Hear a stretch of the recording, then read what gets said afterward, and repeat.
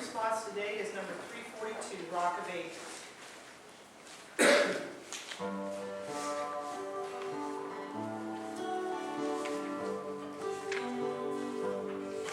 Rock of Ages, cleft for me, let me hide myself in thee. Let the water and the blood from the wounded silent flood be as in a double cure. Save the wrath and make me pure. Could my tears forever flow? Could my zeal no anger know? These nor sin do not atone. Thou must save and thou alone. In thy hand, O Christ, I bring, simply to thy cross I cling.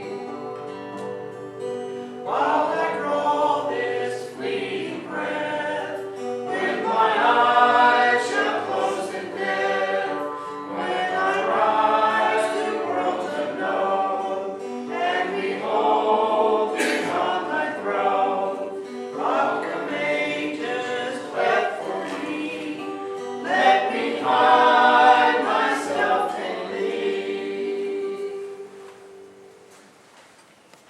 Please be seated.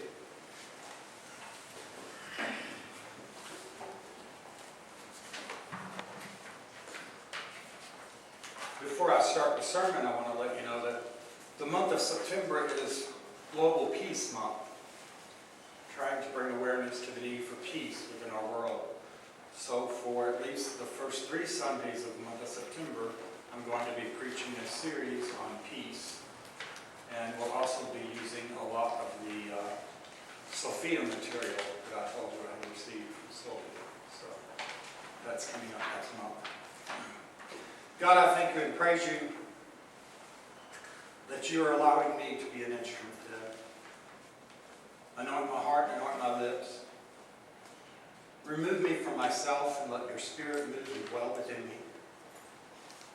Anoint those who would hear this word today, that they would hear what you have for them on this faith journey today. Amen. Start living the dream, not just dreaming. When Jesus said the things he said today in the Gospel of Luke, Jesus was on the way to the cross. The crowds thought that he was on his way to an empire. They were more than willing to follow this man to an empire, yet not so much so excited to go to the cross. We cannot take these words from Jesus with cold and unimaginative literalness. Eastern language is always as vivid as the human mind can make it. When Jesus tells us, hate our nearest and dearest, Jesus does not mean that literally. What Jesus is saying is no love in life can compare with the love that we must hold for Jesus. It is possible to be a follower of Jesus without being a disciple. To be a camp follower without being a soldier. To be a hanger-on in some great work without pulling one's own weight.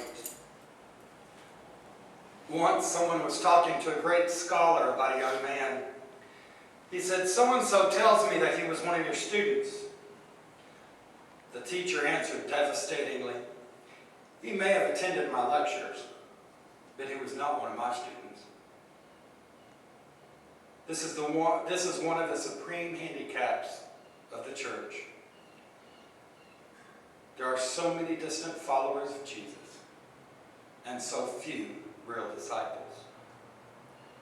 It is a Christian's first duty to count the cost to follow Christ. In every sphere in life, we are called upon to count that cost. Even in the introduction to a marriage ceremony, most ministers will say words similar to this. Marriage is not to be entered into lightly or unadvisedly, but thoughtfully reverently, and in the fear of God. Those two people have to count the cost before the words "I do" can come. This is the way it is with the Christian walk. Look at us as a faith community. We're about to undertake once again the food basket program for Thanksgiving. Last year at this time, for those who were here, we remember it was actually a financially very rough time. We looked at our resources in a very real and yet painful way. In the past, we had always assisted 25 families. Last year, we had to reduce that to 12. We didn't like doing it at all. Yet we counted the cost of this discipleship and had to make the necessary adjustments. We did not want to commit to more than what we as a small group could accomplish, so as not to present just a half-done program. What would have happened if we had asked the clinic to identify 12 families in need and were only able to fill 15 boxes of food? Again, we counted the cost, our resources, financially, physically, and emotionally. That is what you do when you want to live a dream and not just dream. Last month, this church, we sat at the potluck. Again, we discussed it. This year, we chose to go from 12 back to 25 families. Again, we evaluated our resources. We found that others in the community wanted to be a full participant with us in this discipleship. We found that people outside of our church building wanted to be a part of this discipleship. So we did increase back to 25. That is what happens when you count the cost. As a faith community, we always have to count the cost of everything we wish to do. If we want to be a symbol of true and active discipleship, we must know without a doubt what the cost will be on every level. I can tell some of you something new. There are things that leadership of the church is called upon to consider in private before it ever gets out there. I feel very strongly as your pastor that we could, as a community, do so much more if we had our own facility. If we had a handicapped accessible building, comfortably furnished, available for any and all kinds of discipleship programs that we wanted to offer at any time. This has been prayed about. It's been discussed with council. And I know that for now, that is not a possibility. When counting the cost of discipleship, we must also live in the world that we are in. Christianity does not give us the right to go without our minds. We always have to count the cost.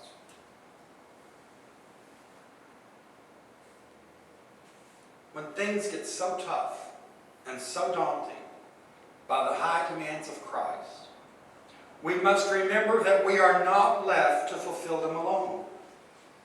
Christ, who called us to the steep road, will walk with us every step of the way and be there at the end.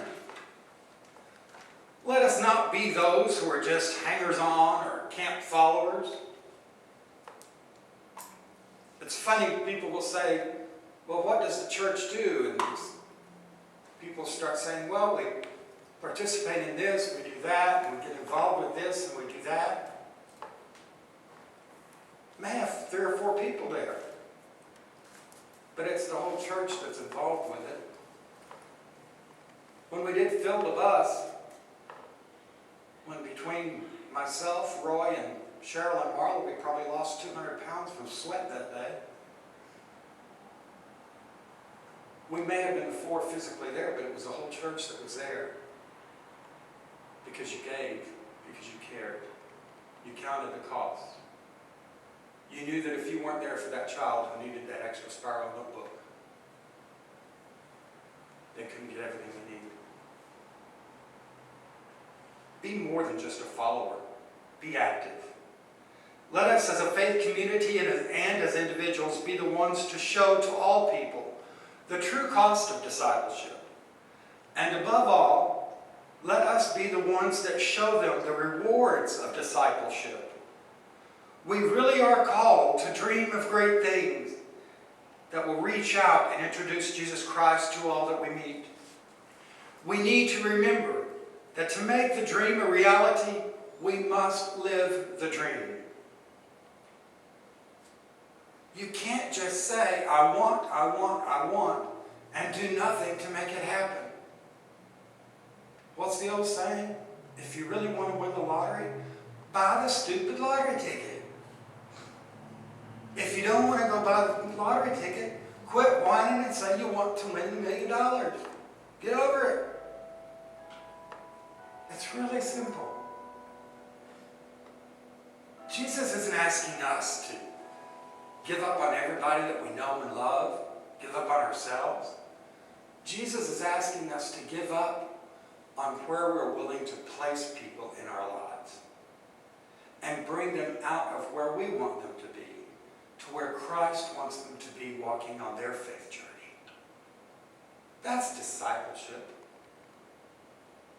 Discipleship is taking people and introducing them to a wonderful walk in life.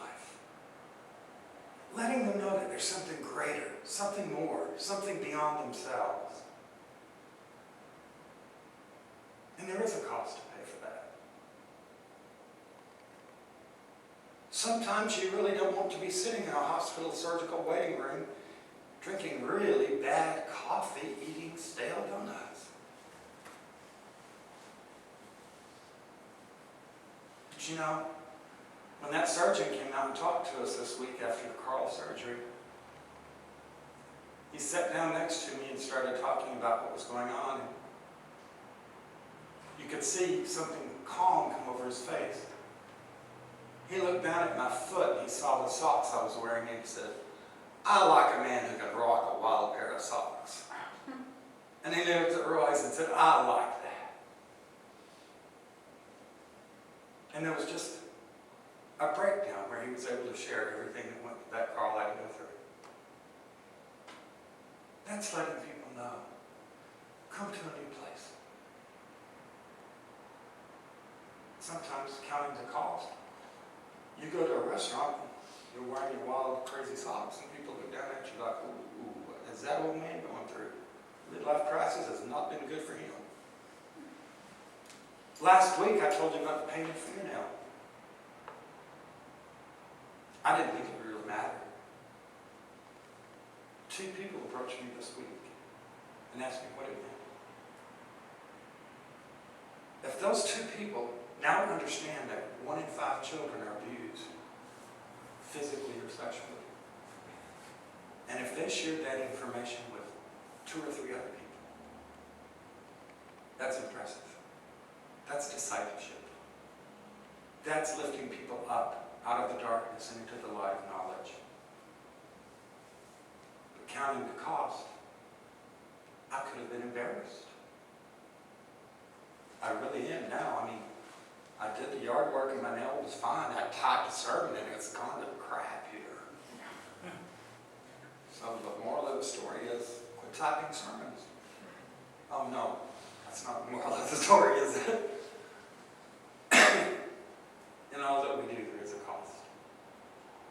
It may be emotionally, it may be physical, it may be financial. But always be aware of the cost.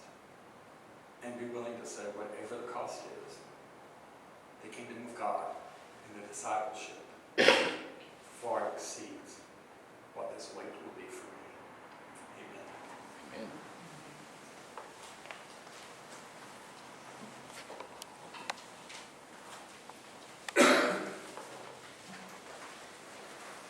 Communion hymn today is number 5.